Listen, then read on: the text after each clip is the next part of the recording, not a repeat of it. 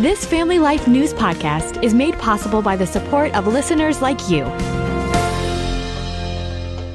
The horrifying and timely topic of nuclear war on this Family Life News feature. Annie Jacobson is an investigative journalist who wrote a book called Nuclear War, A Scenario. We spent a good period of time this summer and fall hearing that the nation of Iran was within 2 weeks of activating a nuclear program. Now we have Russia opening the door to using nuclear weapons, or at least threatening to, because of the U.S. and North Korean involvement in Ukraine. Annie, to go this in-depth, you talked with 47 people and got a lot of insider information. You know, how many octogenarians who dedicated their lives to national security, be it, as the director of science and technology at the CIA or a general at the Pentagon, have said to me, Annie, my life was about preventing World War III and we did it. These are the Cold Warriors speaking. Deterrence holds kind of like this with this authoritative voice. But if it doesn't, everything unravels. And that word unravels began to haunt me. What does that unraveling look like? Just how fast it all unravels. And that's why the ticking clock is so terrifying and hopefully so effective. Not to unnecessarily terrify people.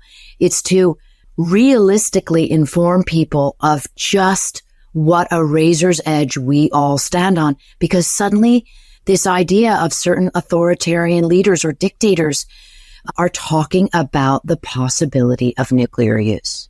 Annie, your book essentially explains a scenario when a nation, you use the example of North Korea, launches a missile at the U.S., and you walk us through 3 24-minute periods.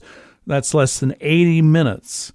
What lessons does your research teach you? They shocked me when I learned them, and they continue to shock me.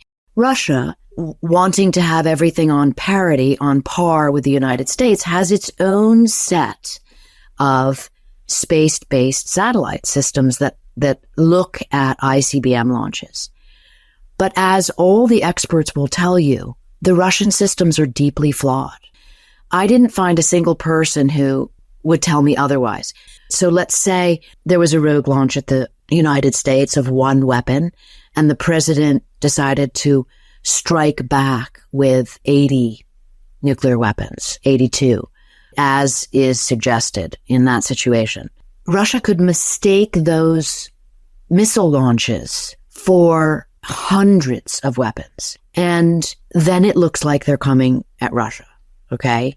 Even more perilous. This presumes the strategy of what they call MAD, mutually assured destruction.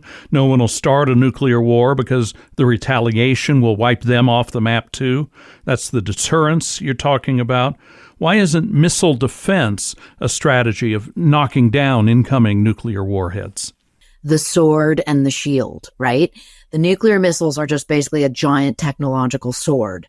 And this idea of an interceptor missile, people sometimes think of Israel's Iron Dome, right? Is the giant shield. And we see that on television. The rockets coming in from Hamas, and the Iron Dome is able to, it functions like a big bubble. Well, that is just simply not the case with the interceptor missiles. There are roughly 1,700 ready for launch nuclear weapons on either side, Russia, U.S. There are a grand total of 44 interceptor missiles in the U.S. arsenal. So how's that going to work? Annie Jacobson is an investigative journalist and a reporter on military and national security issues. What motivates you to do this kind of in-depth research about the topic of nuclear war?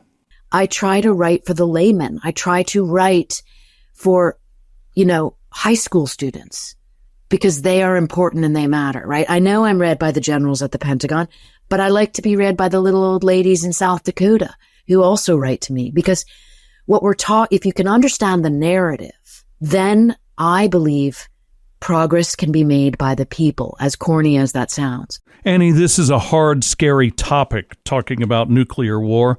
Do you have a word of hope for our listeners? For me, as an investigative reporter, as a journalist, as a storyteller, I believe in the power of narrative. Then people are comfortable having an opinion, having a voice, right? The best example that I can think of, when I was in high school in the early 80s, there was a television show called The Day After, which showed what a nuclear war would be like and the after effects. And something like 100 million Americans watched this. But more important, President Reagan watched it. And when he signed the treaty with Gorbachev and nuclear weapons numbers began to drop from these insane levels, and I find that remarkable, people's fear, people's horror can actually be placed in a way that is meaningful. Annie Jacobson is an award-winning author. She does in-depth investigations on the CIA, military topics, and her latest book, timely as ever, even more than when it came out earlier this year, Nuclear War, A Scenario. Thank you for listening to this Family Life News podcast. If you've been encouraged by what you've heard, please share it with others and click the subscribe button to automatically receive future episodes. Family Life is a listener-supported ministry. Podcasts like this are made possible by your financial partnership. Find out more at familylife.org.